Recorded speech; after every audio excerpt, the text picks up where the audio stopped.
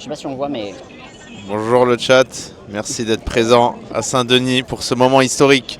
venu en live sur Saint-Denis. C'est trop bien. Je suis désolée, merci d'avoir patienté.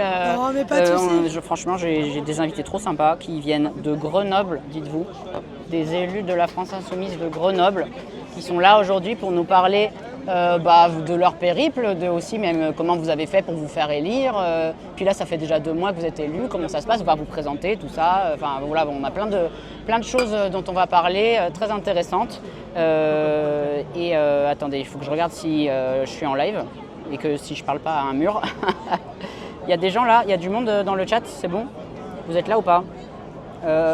Vous me recevez ou pas? Relancer.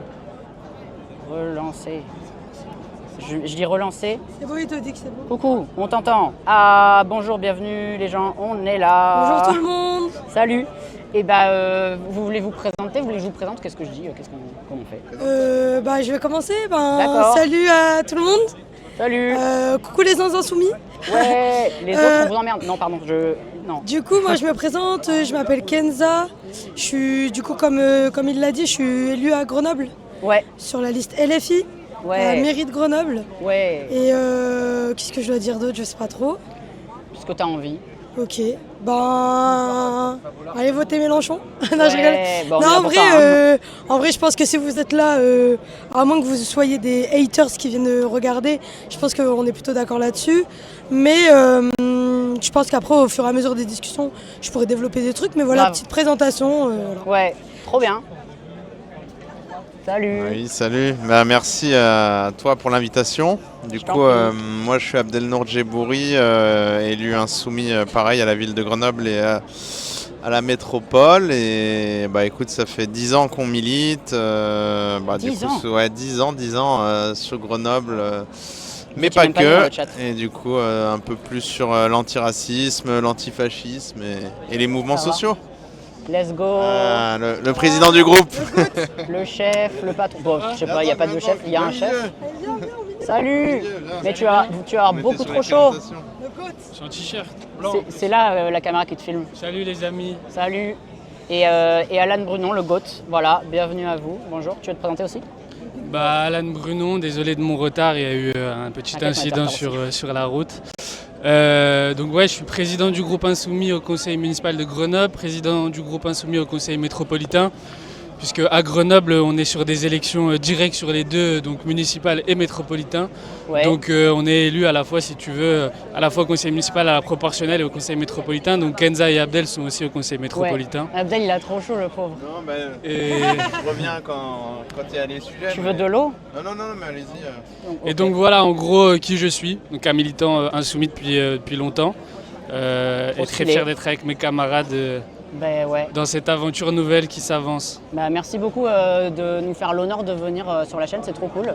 Nous on était là, on était là pour couvrir l'événement et puis on a pris contact et on s'est dit ça pourrait être marrant qu'on fasse le live ici puisque vous veniez. Enfin là c'est vraiment le rassemblement des Insoumis où tout le monde vient de partout. Vous aviez des bus de Grenoble, je sais pas, vous êtes venus dans le bus de Grenoble ou pas vous? Non, nous on n'est pas vus. Moi je repars ce soir dans le bus de Grenoble. Mais Ça va être trop bonne ambiance. nous on est venu depuis vendredi avec Kenza parce qu'il y avait quelques manifestations, notamment l'hommage à Clément Méric, Oui, c'était hier. militant antifasciste tué Grave, on va en par deux parler. nazis il y a 13 ans. Ouais, ça aussi on va en parler justement, comment l'antifascisme s'est perçu aujourd'hui et comment on peut essayer de faire en sorte que ce soit un peu mieux perçu, un peu plus on va dire démocratisé parce que De Gaulle il était antifasciste en théorie, même s'il n'était pas aussi énervé que nous peut-être, mais il l'était aussi, donc en fait il faut arrêter de mettre genre un ban sur le terme d'antifa et tout ça, mais ça on va grave en parler dans... Alors vous êtes là pour, je sais pas, genre à peu près 1 heure et demie. Après, il y a le meeting du vieux qui va commencer là. Et moi, dans le live, je vais aller me balader, je vais aller parler à d'autres gens. Voilà, vous pouvez venir, merci. Bienvenue à vous. Et si jamais vous avez des questions dans le chat, n'hésitez pas, je vais vous lire. Là, je vous lis. Grenoble, c'est une alliance. Justement, on va en parler de comment ça se passe. Est-ce que c'est compliqué pour vous? Ouais, parce que là, ça fait genre 2 mois en fait que les municipales c'est terminé, que vous êtes élu d'opposition en fait. C'est quoi? C'est un gouvernement technique, c'est comme ça que ça s'appelle? Ouais, peut-être pour revenir Avec sur Laurence ça, Ruffin. c'est une alliance technique. Donc pourquoi on a fait une alliance technique? Parce qu'en face de nous, il y avait Alain Carignon. Alain Carignon, je ne sais pas si les plus jeunes connaissent, mais c'est un homme qui a été maire de Grenoble dans les années 80. Ouais. Et c'est l'homme qui a été le plus condamné en termes de peine sur un grand détournement de fonds, sur des affaires assez sombres où il avait notamment vendu l'eau publique à une entreprise privée en percevant, si vous voulez, les soldes de ce versement. Donc voilà, c'est ce personnage-là qui, en plus de ça, est donc les Républicains et donc qui était directement le porte-parole de Retailleau à Grenoble. Donc Ok. nous, on avait un peu cette menace fasciste en face de nous et donc on a fait cette fusion technique puisqu'au premier tour, Alain Carignon était devant et qu'on avait la responsabilité politique, comme à d'autres endroits dans le pays on l'a fait, Ouais. de battre cette droite islamophobe, raciste. Et c'est pour ça qu'on l'a fait à Grenoble. Je sais Mais pas si- c'était un truc de négociation aussi, j'imagine, parce que en fait, les alliances techniques, elles se sont pas faites partout. Il y en a qui ont refusé. Il y a même genre des débiles de socialistes qui sont alliés, genre à Strasbourg, avec des macronistes, typiquement. À Donc, Marseille aussi, par exemple, tu vois. Ouais, voilà, genre Delogu, il a été poussé vers la Ouais. sortie. Vous avez quand même peut-être aussi, enfin, je sais pas comment ça s'explique, genre, est-ce que c'était la puissance de négociation et c'était aussi le nombre de votes que vous avez eu, parce que vous en avez eu quand même pas mal, quasiment 9000, je crois. Ouais. Genre, Donc il y a deux choses, je pense. Déjà, il y a le score élevé qu'on a fait au premier tour. Ouais. On a fait quasiment 15%. C'est assez inédit qu'une liste comme la nôtre, qui pour la première fois s'avance, fait un score pareil. C'est clair. Et puis il y avait aussi la menace d'Alain Carignon, mais due à la campagne de Laurence Ruffin, peut-être qu'on en reviendra. Ouais, grave. Mais Laurence Ruffin, elle a fait une campagne de social-démocrate. En mettant de côté tous les termes sur l'antiracisme, l'islamophobie, etc. Et ça a conduit à ce qu'on a vu, c'est-à-dire qu'Alain Carignon était devant au premier tour de Ouais. l'élection municipale. Donc elle avait Un peu comme ce qui s'est passé avec Kamala Harris, en fait. c'est quelque ça, ouais. Elle avait besoin de nos votes, d'abord parce que elle avait besoin des votes insoumis, mais surtout de notre discours et notre radicalité, Ouais. qui a permis qu'elle gagne au second tour. Ouais. Donc c'est surtout ça qui a permis. Après, il y a eu des négociations évidentes pour qu'on ait 13 élus à la ville et 7 au conseil métropolitain. Ok. Mais c'est avant tout ça, je pense. Je sais pas si vous voulez rajouter des trucs. Ouais, genre ouais, tout le monde peut parler si vous avez envie de Oui, dire. et puis je pense que l'alliance technique, c'était la meilleure chose à faire dans Ouais. le contexte de Grenoble, parce que, en fait, pour avoir fait des porte-à-porte de campagne, notamment dans l'entre-deux tours, où il y a des gens qui disaient, en fait, si vous allez faire la politique de Laurence Ruffin, on ne votera pas pour vous. Ouais. Et en fait, il y a un truc on peut pas à la fois faire une campagne pendant des mois et des mois pour dire que nous, on est une gauche de rupture, que nous, on va proposer autre chose que les mandats précédents, parce qu'on avait la mairie de Piolle avant et que Ruffin, c'est un peu la continuité de ça, pour ensuite aller appliquer la politique qu'on a passé une campagne à dire que c'était pas bien et qu'il y avait mieux à gauche. Et que du coup, l'alliance technique, c'était quand même, je pense, la meilleure chose à faire. C'est-à-dire que ça permettait, comme il a dit, de faire en sorte que Carignon ne passe pas, mais en même temps, ça permettait aussi de garder nos lignes politiques, de rentrer nos lignes et nos militants dans le conseil municipal sans être fondus dans la masse de Laurence Ruffin. Ok, alors attendez, on m'a dit que votre micro il saturait un peu. Est-ce que c'est mieux là le chat? Non, c'est pas toi, c'est que vous le tenez proche de vous. Et là c'est bon ou pas? Genre normalement j'ai baissé le micro des invités. Est-ce que c'est ok ou pas? Dites-moi. Oui, c'est mieux. Ok. Bon, non, c'est bon, pardon, désolé. Mais on a bien compris ce que tu as dit, je pense. Enfin, j'espère que les gens ils ont bien compris que, en gros, vos lignes, vous avez su les garder, vous avez su montrer qu'elles étaient nécessaires pour obtenir des voix et surtout pour créer une réelle opposition en fait à Brugnon, comment il s'appelle? La Brugnon, Nectarine. Carignon, pas Brugnon. Désolé. C'est comme ça qu'on m'appelle les fachos, mais De quoi c'est Alain Carignon. Toi, il t'appelle Brugnon? Ouais, moi c'est Alain Brunon, tu vois. Ah oui, toi, t'es Brugnon, mais en fait, lui, il s'appelle Alain et toi, Carignon. Alan. Et moi, Alain. Carignon. Et ok, d'accord, pardon, désolé, je me suis trompé. Et donc, du coup, ouais, justement, là, les gens, ils parlent de Laurence Ruffin dans le chat. C'est facile les négos avec elle ou pas? Enfin, si vous avez envie d'en parler un peu, comment ça s'est passé? Non, mais on va laisser Alan parler. Moi, Comme vous voulez, Niveau hein. négociation, tout le monde peut parler. c'est surtout Alan qui l'a rencontré plusieurs fois et qui a eu des grandes victoires, notamment Yes, pour trop cette bien. fusion technique. Mais je vais le laisser raconter les. Est-ce qu'elle est aussi raciste que son frère? Direct une nouvelle sauce, tu vois. Ah bah écoute, Ouais, on sort à peine de nos sauces précédentes, mais faut qu'on. Non. Bon, déjà, Laurence Ruffin, elle se présente comme apolitique. Elle s'est présentée toute la campagne comme Mais non. une chef d'entreprise qui avait une entreprise de coopérative, une petite coopérative avec plusieurs centaines de salariés. Donc, Ok. c'est comme ça qu'elle est rentrée dans le jeu politique. En disant qu'elle était capable de mettre autour de la table les forces de gauche, hormis la France insoumise, en coopérant et bien évidemment en instrumentalisant sa figure de chef d'entreprise pour dire vous allez voir, je vais réussir à faire pareil en politique. Ouais, genre je peux être une chef et donc je peux être la chef de la ville aussi, quoi. Ouais, c'est ça. Wow. Résultat des comptes, ça s'est soldé par une primaire de la gauche à Grenoble qui a été pour nous un peu les prémices de ce qui s'est passé au niveau national, c'est-à-dire que la primaire de la gauche, pour ce qui était de Laurence Ruffin, a totalement explosé. Donc on avait plusieurs candidats, un communiste, au final l'appareil communiste a appelé à voter pour Laurence Ruffin alors qu'ils avaient un candidat dans la primaire, des personnes qui se sont mis en dépression, qui ont quitté la primaire, des femmes qui ont, qui ont pris la parole pour dire qu'il y avait eu des injures et des pressions sexistes qui avaient été exercées contre elles et donc qui ont retiré leur candidature.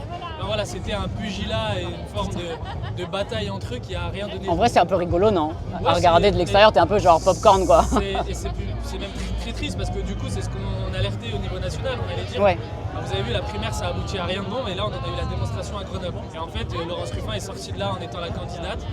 Mais c'était assez drôle puisque elle était là en incarnant à la fois la social-démocratie, ELV, les communistes. Et c'était un peu un boulgui-boulga, truc incompréhensible. Ouais, donc c'est un peu ça le personnage Ruffin. C'est quelqu'un en fait qui ne peut prendre absolument aucune décision parce qu'elle est la porte-voix de tous les mouvements. Ouais. Et entre eux, ils se détestent tous, donc ça donne quelque chose d'assez instable. Voilà en gros comment s'est passé les négociations. Et nous, on était assez radical dans nos négociations. On y est allé et on a dit voilà, on a fait 15%, on veut la proportionnelle stricte, on a été respecté dans ce cadre-là, sinon on n'a jamais fait alliance avec elle et jamais fusion technique au second tour. Stylé. Donc je trouve que ça c'est une grande bataille politique pour la France insoumise. C'est une grosse victoire aussi parce que genre en fait, sans vouloir vous manquer de respect, mais bon, genre on est ensemble en fait, genre on n'a pas la gueule de l'emploi quoi. Ouais, genre vous êtes jeunes. Vous êtes racisé, vous êtes peut-être des quartiers populaires, ça j'en sais rien. Vous vous exprimez, vous parlez franchement, si on veut être poli. Et par rapport à Laurence Ruffin qui est beaucoup plus, on va dire, présentable entre guillemets selon des codes. Et ça, je laisserai parler ensuite Kenza Abdel sur ça. Mais en effet, comme tu dis, on est racisé. On a tous quasiment grandi dans des quartiers populaires. En tout cas, nous, c'était notre volonté.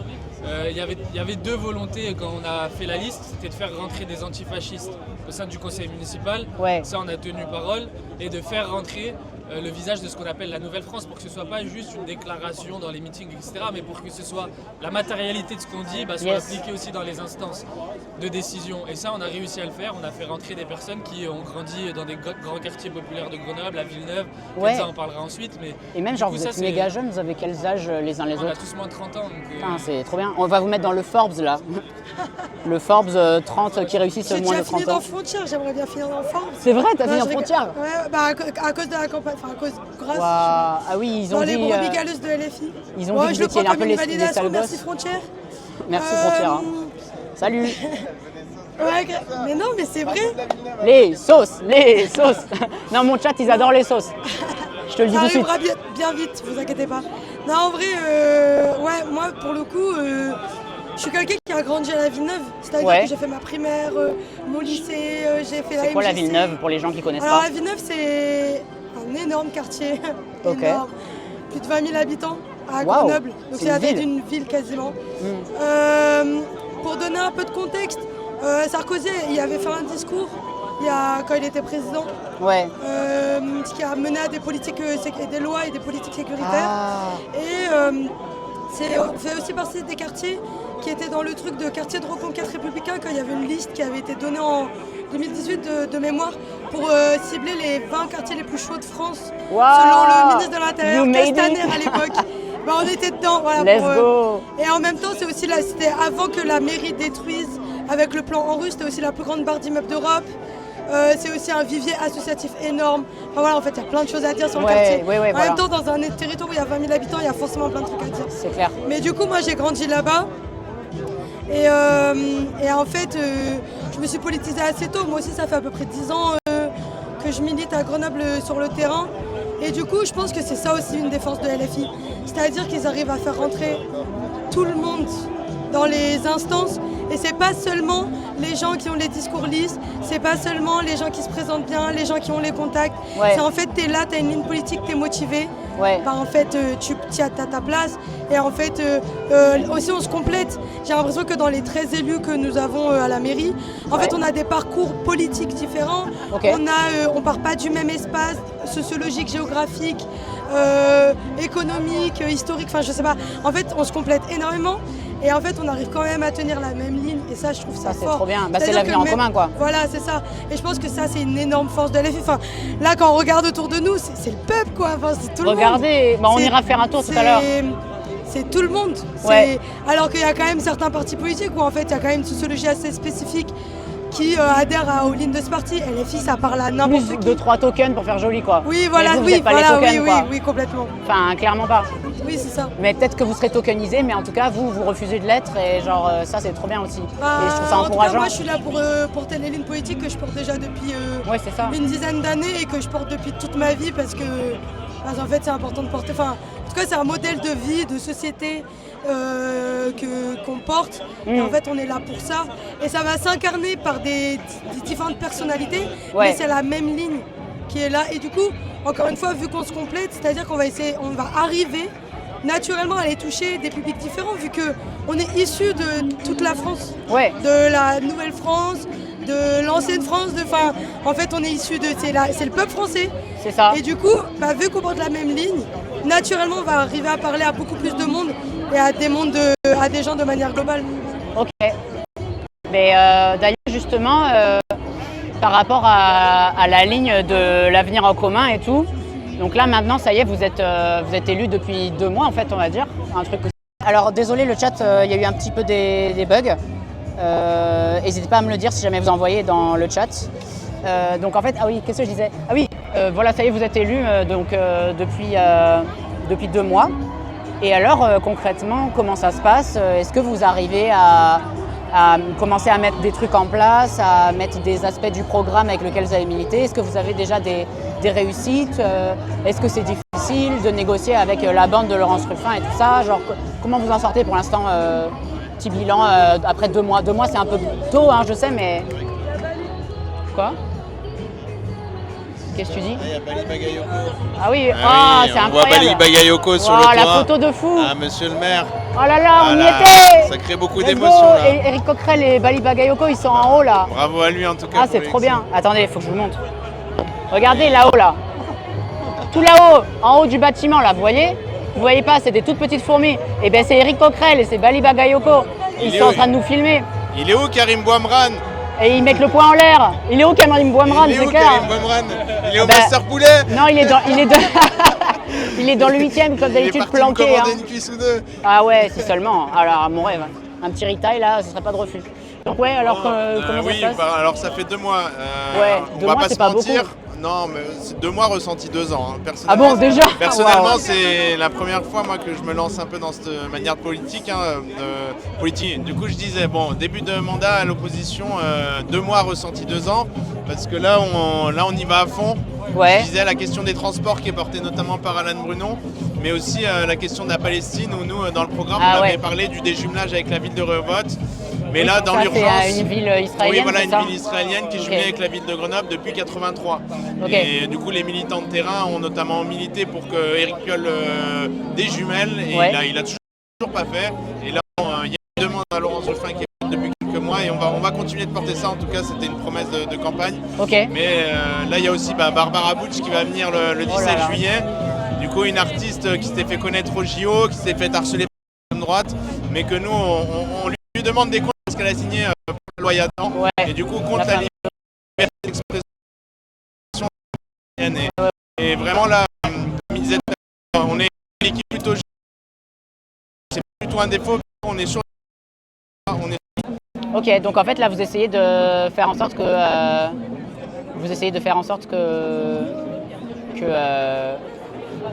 ça bug encore? Comment ça, bof? Mais ça fait quoi?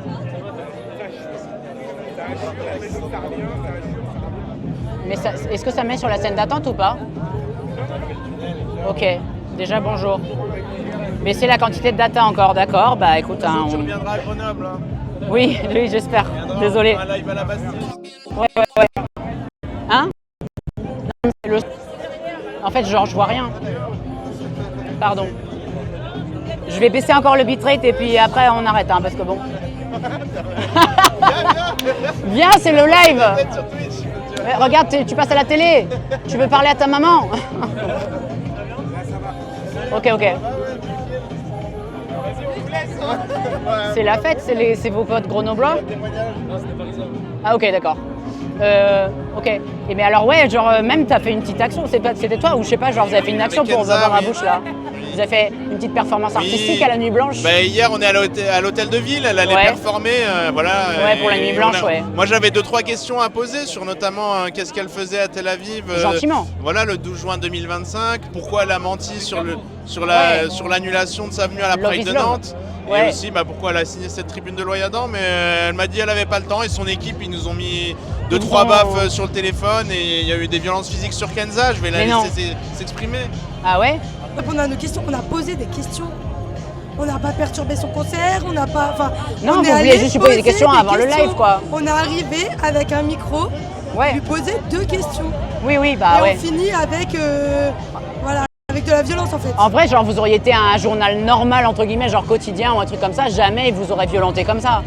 Jamais. Je pense pas, je sais pas, mais je pense pas. Non, je pense pas. Hein. C'est jamais arrivé, en vrai. C'était le community manager de.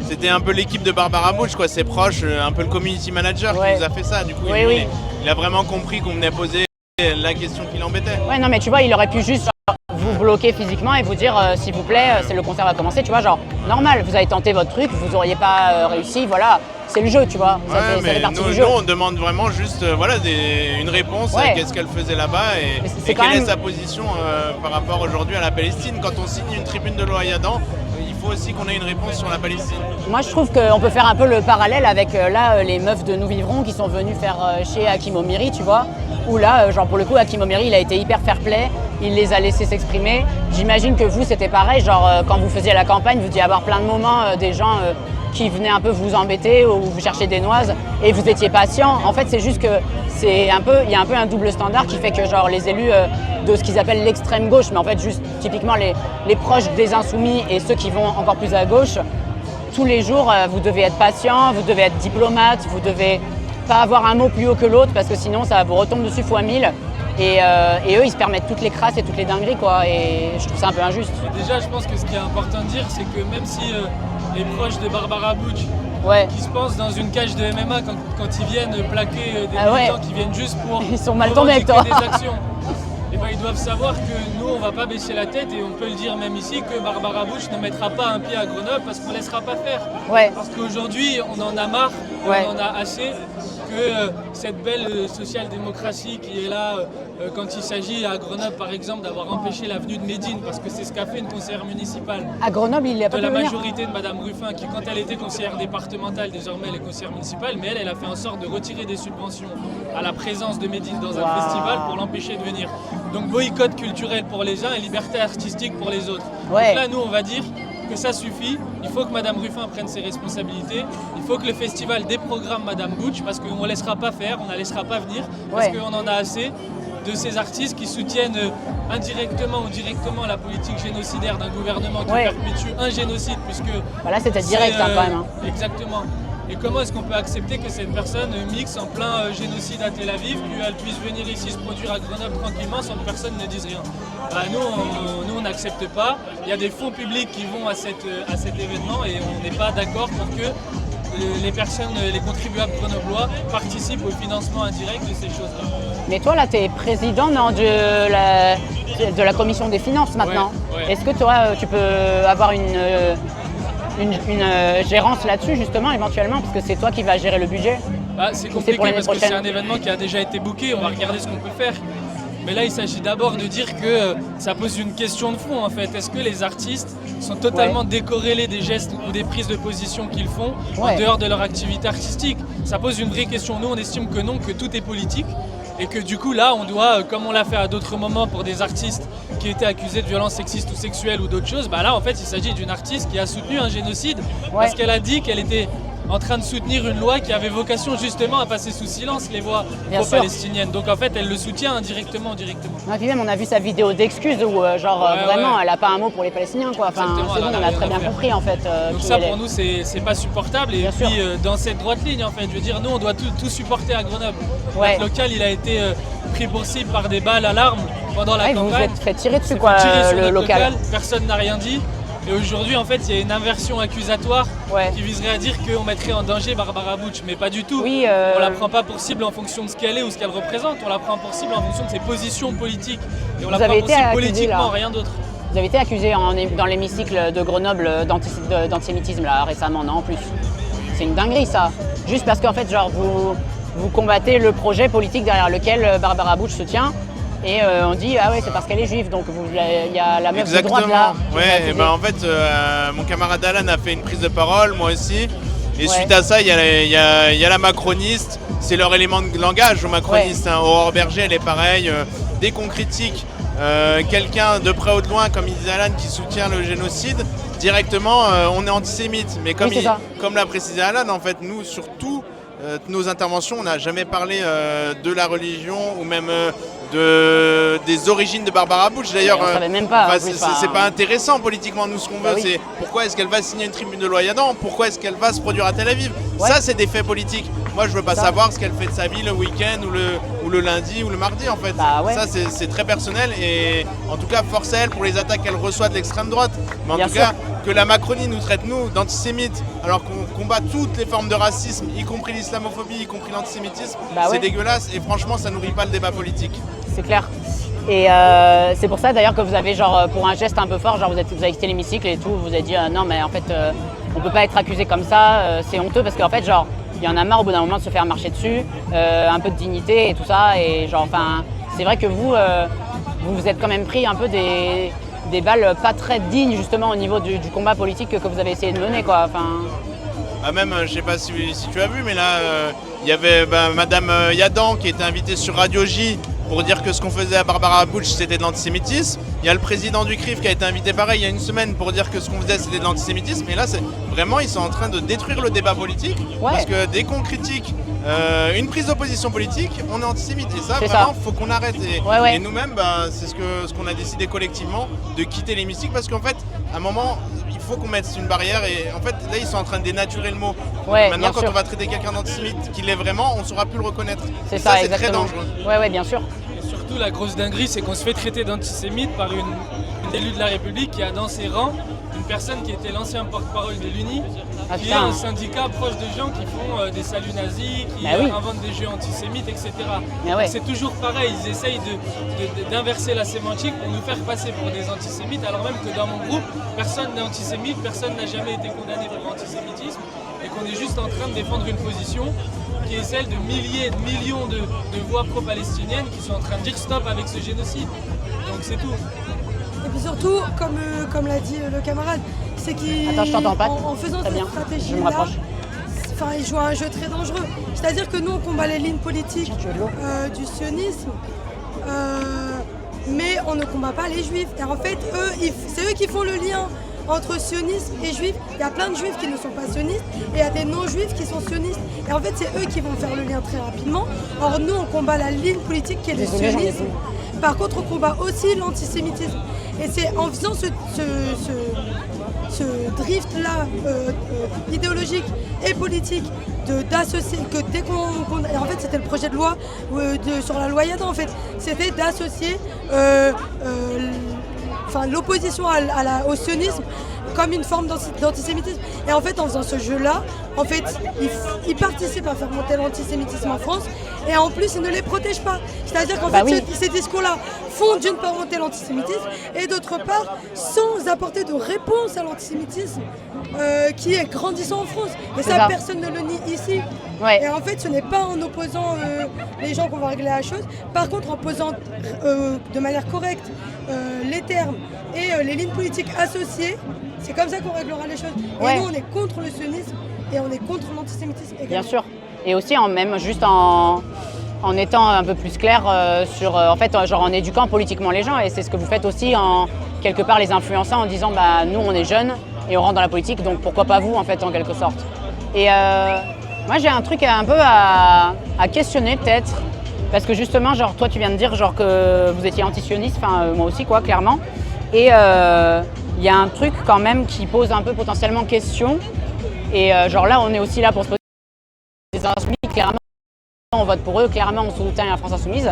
Mais la France Insoumise, ils ont aussi un truc où ils essayent de redonner voix au chapitre, au peuple. Et genre là par exemple, typiquement, ils ont leur programme L'Avenir en commun, qu'on peut indexer, sur lequel tu peux rajouter des trucs et tout ça. Et du coup, j'allais vous demander, alors le sionisme en fait, ça veut dire genre qu'en gros on considère que l'État d'Israël a la légitimité d'exister et tout ça. Et quand tu es anti-sioniste, tu considères que il faudrait qu'il n'y ait qu'un seul État, que les Palestiniens et les Israéliens aient les mêmes droits. Enfin en gros voilà, il y a plusieurs formes de sionisme et d'antisionisme. La France Insoumise, politiquement, comme ils sont alignés avec le droit international, ils sont pour la solution à 2 États, sauf certaines personnes qui sont militantes à l'intérieur et qui disent la solution à 2 États, ça peut aujourd'hui plus vraiment fonctionner.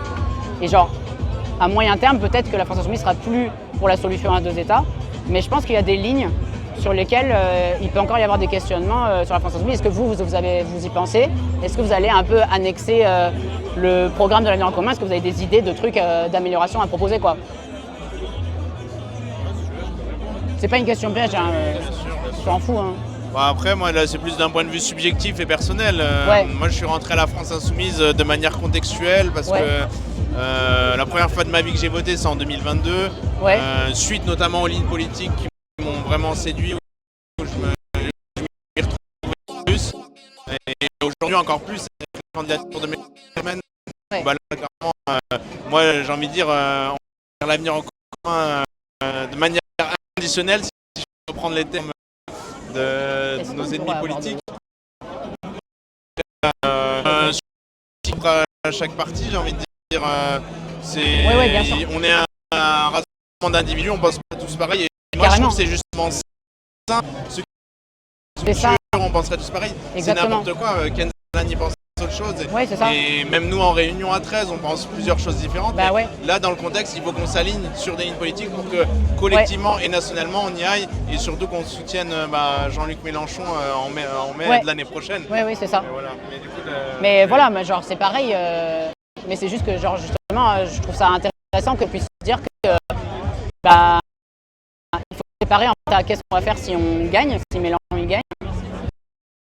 Qu'est-ce qu'on va faire si... mais il n'a pas rempli. Je voulais qu'il la rempli. Est-ce que quelqu'un peut nous remplir de l'eau? Merci beaucoup. Monsieur. Non, moi avant je faisais de la musique, donc dans mes loges, il y avait tout le temps des gourdes, il y avait tout le temps de l'eau. Hein. Et si on n'a pas d'eau, un PB. Hein. Non mais genre je vois que vous êtes genre en train de cuire, je suis désolée, genre les conditions elles sont un peu extrêmes. Ouais. Mais sinon c'est parce que si on est à l'ombre, on ne vous voit pas vos magnifiques visages. Moi sur ce que tu disais sur l'avenir en commun, moi je suis à la France Insoumise avant en parti de gauche depuis l'âge de 16 ans. Ah ouais. Donc, je suis rentré en politique avec la figure de Mélenchon parce que j'estimais que Mélenchon répondait pour moi d'abord à un objectif social sur la question des ouvriers. Bon, moi je viens d'une famille très précaire et ça m'a ouvert la voie après à d'autres combats. Tu vois. C'est ça. Je suis descendant d'un combattant pour justement sur la libération de l'Algérie. Donc en fait tout ça va s'infuser en moi. En 3 avec camarades on a monté c'est un réseau dans le mouvement qui a vocation à justement tirer le trait sur l'antifascisme. Et moi j'estime, et c'est pas forcément la position qui aspire à prendre le pouvoir, donc forcément par une prise de pouvoir pacifique, etc. Ça je rejoins bien évidemment, mais j'estime qu'il faut toujours pousser plus la conflictualité avec l'extrême droite. Parce qu'aujourd'hui on est dans une dimension où l'extrême droite menace, et donc il faut en face avoir à la fois un discours radical, mais aussi à la fois avoir une présence dans la rue. Et j'appartiens, j'ai envie de dire, à cette école de pensée antifasciste qui estime que dans la rue, il faut aussi avoir une présence militante, qu'il faut aussi faire en sorte d'occuper le terrain pour faire en sorte de faire reculer l'extrême droite qui s'organise dans la rue. Quand on milite à Lyon, et en effet, quand on a milité avec des mouvements antifascistes lyonnais, on comprend vite en fait que cette présence elle est nécessaire dans le contexte lyonnais, mais que ce contexte lyonnais a tendance à s'expatrier un peu aussi à d'autres villes. On voit que les néo-nazis achètent des bars, s'organisent dans des salles de sport, etc. Donc je pense qu'il faut aller loin sur ce discours-là. Moi je porte un peu cette ligne-là de conflictualité permanente. Et le mouvement insoumis, bien évidemment, moment, il a tendance aussi à écouter ses voix, pas forcément à les porter dans le cadre de son organisation, mais au moins à les entendre et à imaginer des ponts avec les mouvements antifascistes dans le pays. Et vous, là, genre par exemple, à Grenoble, vous voyez qu'il y a un peu peut-être du fascisme et tout qui vous alarme et que vous avez l'impression qu'il faut vraiment faire quelque chose est-ce que vous ressentez ça? Parce que genre là, toi, tu disais que ça s'exportait dans d'autres villes et tout. Donc, je me demandais. Après, voilà, pour le contexte grenoblois, moi je peux en parler particulièrement parce que ça fait des années qu'on milite contre l'extrême droite locale. Ouais. Et déjà, si à Grenoble il y a moins d'extrême droite de rue, c'est parce qu'il y a un antifascisme qui est solide. Il y a plusieurs groupes politiques antifascistes. Il y a une tradition, notamment du coup Grenoble, territoire de résistance, qui a résisté face à la vraiment de tous les jours. Et aujourd'hui, là, à l'heure où je vous parle, il y a des camarades qui militent là, contre un rassemblement des terroristes de l'OS. Il y a une commémoration à quelques kilomètres de Grenoble. Et ça, c'est dégueulasse qu'en France, il y a des terroristes qui peuvent encore se réunir. Ouais. Alors que nous, quand on veut faire des manifestations antifascistes, là, dernièrement, il y avait un meeting du RN. On s'est ramassé les coups de matraque, on s'est ramassé le gaz, alors qu'on manifestait pacifiquement. Et à Grenoble pendant la campagne des municipales, où le RN a fait un meeting. En fait, c'est de valeurs en fait, parce qu'il y a eu une inversion totale des valeurs où maintenant genre les fachos et les nazis sont les gentils et les antifas sont devenus les ouais voilà c'est ça. Je pense que l'une des phrases que j'aime beaucoup c'est combattons le fascisme d'où qu'il vienne, et en fait le fascisme il prend beaucoup de formes, bien qu'il s'articule ensemble, mais il y a plusieurs formes. Il y a la forme électoraliste, il y a la forme du discours et d'un point de vue universitaire, mais aussi production de discours, et il y a l'antifascisme, il y a le fascisme de rue, donc violent, qui tiennent des bars, qui vont faire des ratonnades, qui tuent des gens. En fait, je tiens à rappeler que l'extrême droite tue. Et hier, nous avons fait l'hommage à Clément Méric, mais pas plus de depuis début 2026, il y a déjà eu 1 ou 2 morts suite à des nazis, disons les termes, des fascistes qui ont tué des gens en France. Donc le fascisme tue encore en France et il va falloir le combattre d'où qu'il vienne et par tous les moyens. Et donc tous les moyens, c'est notamment le contrer d'un point de vue électoral, donc dans les urnes, le contrer d'un point de vue du discours. On le voit bien, on n'a pas les médias dominants avec nous. Nous n'avons pas beaucoup de milliardaires prêts à financer. Et les milliardaires, abonnez-vous s'il vous plaît. Lâchez des thunes, lâchez des thunes. Soutenez. Non mais en vrai, on le voit bien. On n'a pas beaucoup de milliardaires qui financent des médias, qui vont produire des discours clairement antifascistes. Là, on a un peu Radio Nova, notamment avec Hakim Omiri et toute la team, qui commence à faire du travail et tout, mais ça reste déjà récent. Pour l'attente. C'est bon, on revient, on est là, voilà, c'est bon, on est là. Ouais, bonjour, bien sûr, mais tu seras en direct. En direct. Non, mais c'est bien pour toi. Là, c'est là. Tu veux pas être en direct? C'est trop bien d'être en direct. Désolé le chat, merci, ça va mieux. Rafraîchissez, normalement c'est bon là. Normalement on a un délai à peu près potable. Bon, c'est la CIA, c'est Barbara Butch, elle nous nique la connexion. Ouais. Je sais pas s'il y a un propos que vous voulez. Ouais, genre parce qu'il est. Moi, je pense qu'on va arrêter. Ouais, c'est ça. Genre, est-ce que vous avez un peu des trucs à dire, genre par rapport aussi à ce qui se passe là, à tout ce rengain, genre de tous ces gens-là qui viennent et tout, genre comment vous rentrez dans ce mouvement-là et comment on peut faire en fait pour vous aider, quoi, en gros, pour essayer de faire en sorte que la gauche arrive enfin au pouvoir et que vous ayez les moyens de faire ce que vous avez envie de faire. Ça fonctionne là ? Ouais. Ok. Du coup, ce qu'il faut dire, je pense, c'est qu'on est dans un moment historique important. Ouais.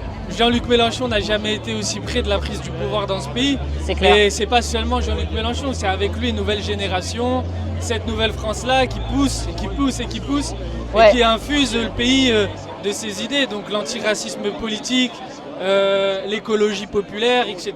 Et donc vous voyez ce qui se passe dans les assemblées, je pense que c'est un mini bouleversement politique, qui est autant d'insoumis qui sont rentrés au conseil municipal en 2026 partout en France. On est à près d'1 millier d'élus. C'est un message politique fort. Et donc moi je pense qu'aujourd'hui il faut se mobiliser, mettre cette énergie-là au service de la France insoumise, qui est l'outil politique le plus adapté à faire en sorte de répondre dans le contexte historique actuel, aux urgences qui arrivent devant nous, le bouleversement climatique, les bouleversements sociaux. Et donc là, vous voyez, c'est la nouvelle France, non pas seulement en mots, mais en actes et en gestes, qui est ici et qui aspire à cela. Et moi, je pense que Jean-Luc Mélenchon, c'est ce personnage politique qui aura réussi à faire monter une génération qui est formée politiquement. On voit que derrière lui, il y a Mathilde Panot, Clémence Guettet, mais aussi Bali Bagayoko. Et vous? Et nous, et puis et tant Kenza, de gens qui sont formés. Et Abdelnour, et Alan. Et donc ça, voilà, c'est quelque chose qu'il faut prendre en compte et que personne d'autre à gauche a réussi à faire. Et je pense qu'il y a beaucoup de gauche qui nous envie, une gauche italienne qui est aujourd'hui en perdition totale et qui regarde et qui s'inspire aussi de ce qu'on fait. Et peut-être qu'on peut porter ce message-là aux camarades européens pour faire en sorte ensemble de reconstruire ça. Et ça, c'est important. L'union des gauches de tous les pays. Oui. Prolétaires de tous les pays, unissez-vous. Unissez-vous, allez lire Marx. De l'eau, vous voulez de l'eau? Prenez de l'eau, elle est fraîche. Moi, j'aimerais rajouter un truc. Ouais. Moi, je suis à 100% d'accord avec ce que Alan a dit. C'est-à-dire qu'en fait, là, la France Insoumise arrive à faire un truc que ça faisait très longtemps qu'on attendait que la gauche fasse. En fait. C'est-à-dire avoir des lignes politiques claires, solides, et en fait tenir ses paroles et pousser, et pas trahir, pas faiblir. Et en fait, ça fait combien de temps qu'on attendait qu'il y ait une gauche qui nous propose ça? Très longtemps. Et, mais par contre, je tiens à dire un truc que notamment Manuel Bompard a dit à la radio il n'y a pas longtemps. Il me semble que Bali Bagayoko l'avait dit aussi. C'est que les élections ne suffira pas. Les élections ne suffira pas. C'est un énorme...